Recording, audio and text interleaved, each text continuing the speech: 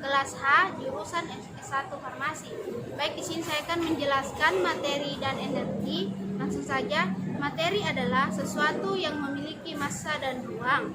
Lebih tepatnya, apa saja yang mempunyai massa dan menempati suatu ruang yang baik, yang berbentuk padat, cair, atau gas disebut materi. Tapi cahaya dan panas tidak termasuk materi karena cahaya dan panas tidak mempunyai berat dan keduanya termasuk dalam energi. Selanjutnya, perubahan materi dibedakan menjadi dua, yaitu perubahan materi secara fisika dan perubahan materi secara kimia. Perubahan materi secara fisika yaitu perubahan materi yang disertai dengan terjadinya materi jenis baru. Contohnya yaitu menguap air. Saat ini dipanaskan akan berubah menjadi uap air. Perubahan air secara fisika termasuk perubahan tingkat wujud materi, seperti menguap, membeku, melarut, dan lain-lain. Sedang pada perubahan materi secara kimia, yaitu perubahan materi yang menghasilkan satu atau beberapa jenis lain. Contohnya ialah pembakaran kayu yang dibakar akan menghasilkan abu. Kemudian yang kedua ada energi. Energi adalah kemampuan untuk melakukan usaha. Suatu objek yang memiliki energi, jika dapat melakukan suatu perubahan, energi tidak dapat diciptakan dan tidak dapat dimusnahkan.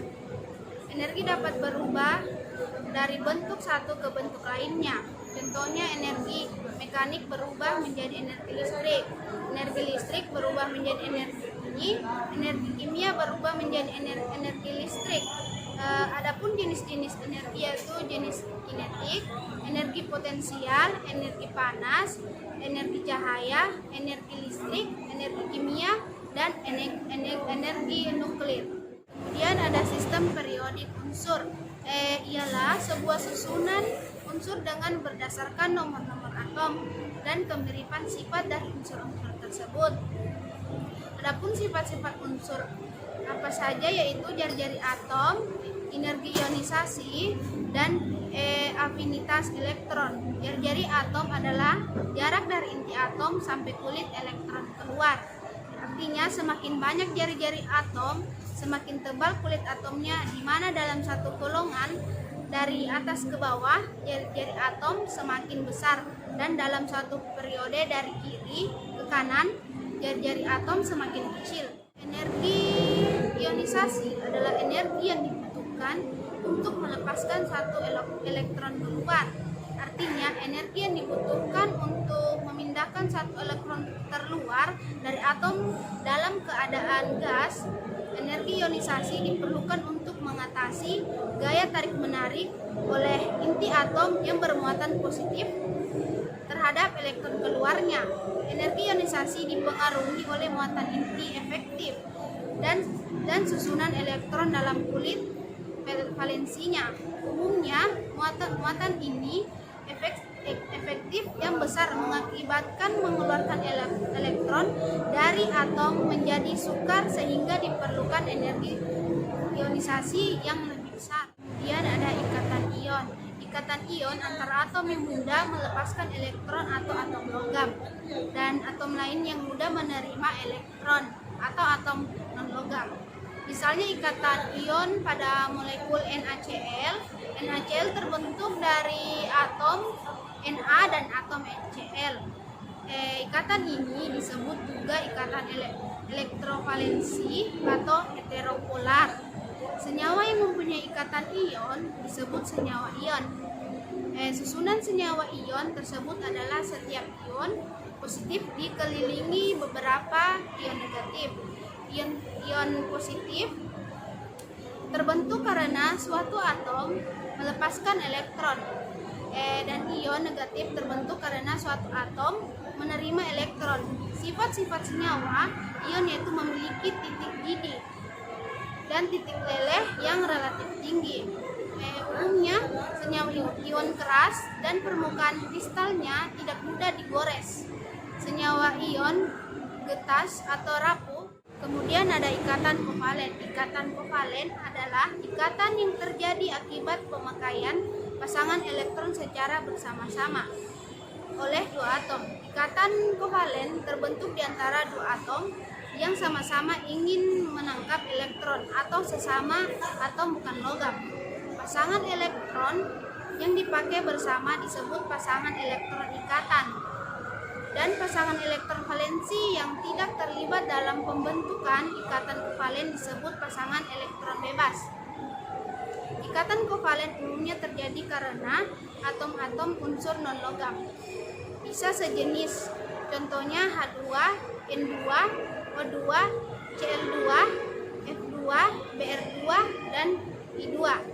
Dan berbeda jenis, contohnya H2O, CO2, dan lain-lain. Ikatan kovalen biasanya terjadi antara unsur non-logam, yakni antara unsur yang mempunyai keelektronegativan relatif besar. Ikatan kovalen juga terbentuk karena proses serah-terima elektron tidak mungkin terjadi. Penggambaran elektron dalam suatu struktur molekul dengan menggunakan tanpa elektron disebut struktur Lewis. Tanda elektron yang digunakan biasa berupa tanda titik dan tanda silang. Perhatikan contoh pembentukan ikatan kovalen tunggal pada senyawa CH4. Jenis-jenis ikatan kovalen yaitu ikatan kovalen tunggal, ikatan kovalen rangkap 2, dan ikatan kovalen rangkap 3. Pun sifat-sifat senyawa kovalen yaitu senyawa kovalen pada umumnya memiliki titik leleh dan titik didih yang rendah.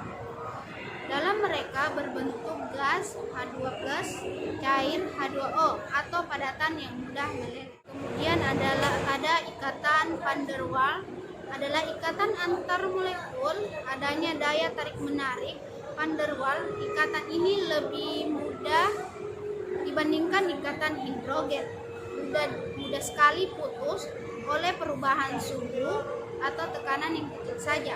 Contoh pada cairan HBr dan HCl yang menguap, begitu juga dengan iodium padat.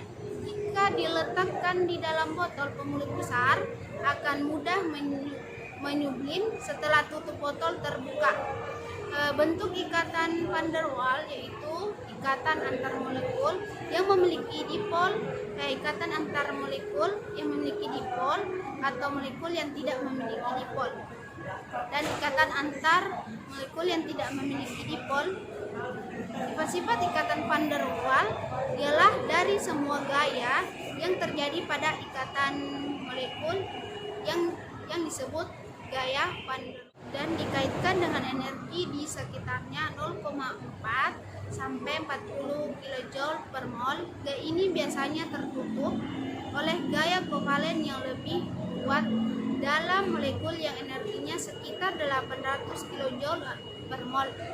Dan perannya yang penting hanya menjelaskan interaksi di antara sesamanya molekul atau sesama ion yang orbitalnya jenuh. Kemudian ada logam atau ferro. Logam adalah suatu logam paduan yang terdiri dari campuran unsur karbon dan besi.